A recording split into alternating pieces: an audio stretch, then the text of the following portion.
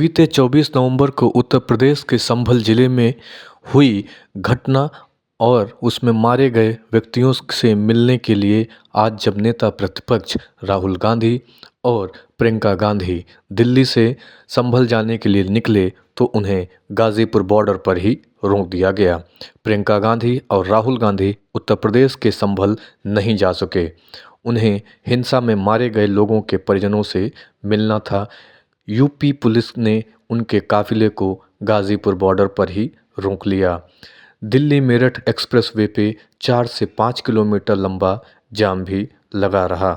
इससे पहले राहुल गांधी ने मीडिया से बातचीत करते हुए कहा कि वो वहां पर अकेले भी जाने के लिए तैयार हैं, पुलिस की गाड़ी में भी जाने के लिए तैयार हैं, लेकिन पुलिस तैयार नहीं हो रही थी।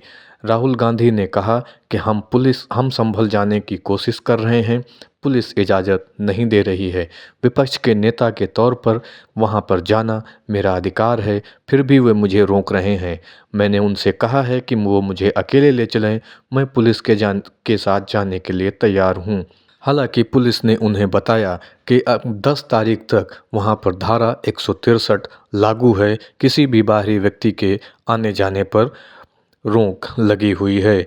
राहुल गांधी ने कहा कि वो संभल जाकर वहाँ के लोगों से मिलना चाहते हैं और देखना चाहते हैं कि वहाँ क्या हुआ, और उन्होंने कहा कि मुझे मेरे संवैधानिक अधिकार नहीं दिए जा रहे हैं। ये नया भारत है, ये संविधान को नष्ट करने वाला भारत है, हम इसके खिलाफ लड़ते रहेंगे।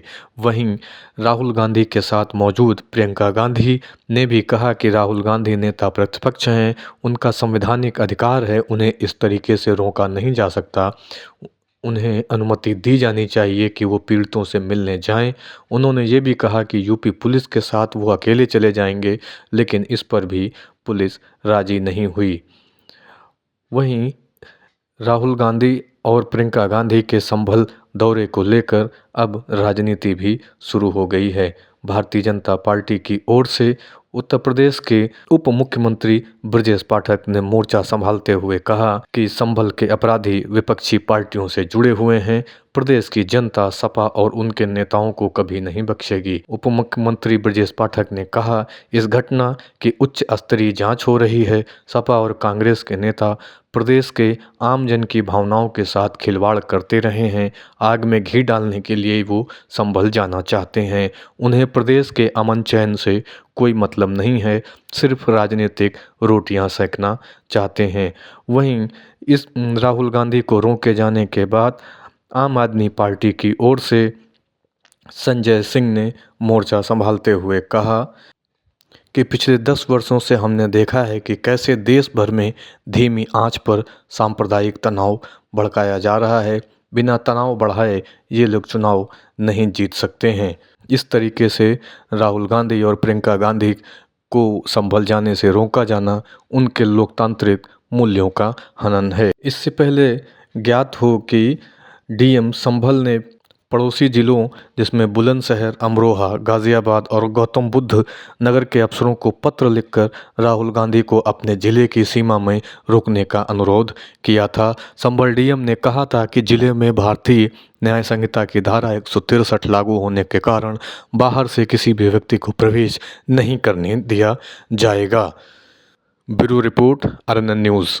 नमस्कार, हम संभल जाने की कोशिश कर रहे हैं, पुलिस मना कर रही है, अलाउ नहीं कर रही है। एज LOP मेरा अधिकार बनता है कि मैं जा सकता हूं, मगर तब भी वो मुझे रोक रहे हैं। मैंने कहा है कि मैं अकेला जाने को तैयार हूं, पुलिस के साथ जाने को तैयार हूं, मगर उन्होंने वो भी बात एक्सेप्ट नहीं की और अब कह रहे हैं कि कुछ दिनों में अगर हम वापस आएंगे तो फिर वो हमें जाने देंगे। ये एक्चुअली जो LOP के अधिकार हैं उसके खिलाफ है, मुझे अलाउ करना चाहिए। कॉन्स्टिट्यूशन है ना, हम तुम्हारे साथ, ये कॉन्स्टिट्यूशन के खिलाफ है। हम सिर्फ संभल जाना चाहते हैं, देखना चाहते हैं वहाँ क्या हुआ, लोगों से मिलना चाहते हैं। अगर हमारा जो कॉन्स्टिट्यूशनल अधिकार है, मेरा जो कॉन्स्टिट्यूशनल अधिकार है, उसको मुझे दिया नहीं जा रहा है। तो यही है, नया हिंदुस्तान है, कॉन्स्टिट्यूशन को ख़त्म करने का हिंदुस्तान है, अंबेडकर जी के कॉन्स्टिट्यूशन को ख़त्म करने का हिंदुस्तान है। मगर हम लड़ते रहेंगे। धन्यवाद। देखिए, जो संभल में हुआ है वो गलत है। राहुल जी नेता प्रतिपक्ष हैं, उनके संवैधानिक अधिकार होते हैं, वो बाकी लोगों से अलग होते हैं, उनको रोका नहीं जा सकता इस तरह से। उनका संवैधानिक पद है, संवैधानिक अधिकार है कि उनको अलाउ किया जाए कि वो पीड़ितों से मिलने जाएं।